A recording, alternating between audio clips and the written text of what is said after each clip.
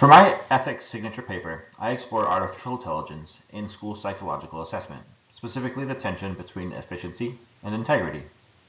AI is becoming more common in schools. We're seeing automated scoring systems, computer adaptive testing, predictive analytics, and even AI tools that help us draft psychological reports. And honestly, that makes sense. There's a national shortage of school psychologists. Caseloads are high, IDEA timelines are strict, so technology looks like a solution.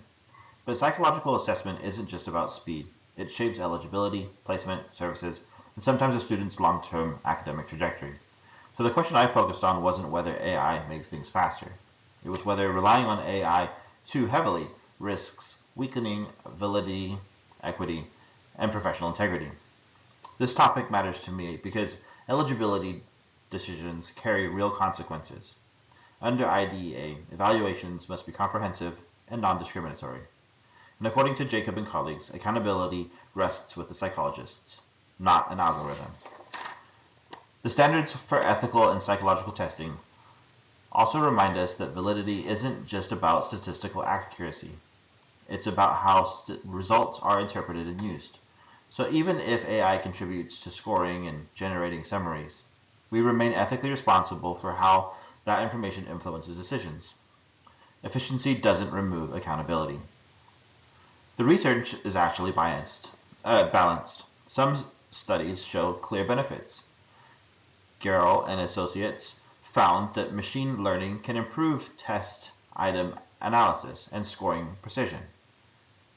Madnani and colleagues found that automated scoring systems can increase consistency and reduce rater variability. From a systems perspective, that's helpful. If AI reduces clerical workload, it may allow school psychologists to spend more time consulting and planning interventions. But precision does not automatically equal fairness. Kirsting and Dole emphasize concerns about transparency and fairness in AI-supported assessment. Baker and colleagues warn that algorithmic bias can be embedded in historical data, especially in areas where special education, where disproportionality already exists. If AI systems are trained on biased data, they may replicate those disparities. Shin also found that explainability matters.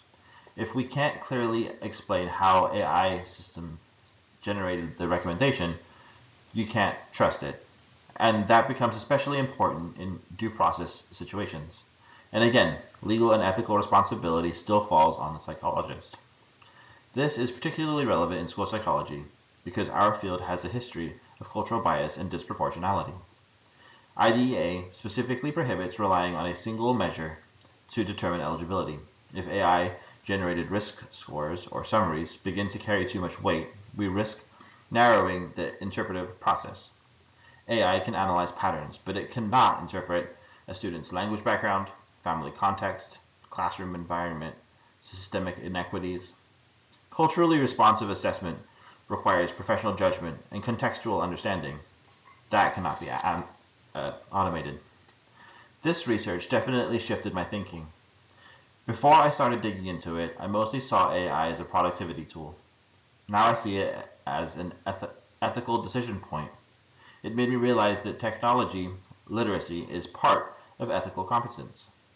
If we're going to use AI tools, we need to understand how they work, how they're validated, and how they might introduce bias.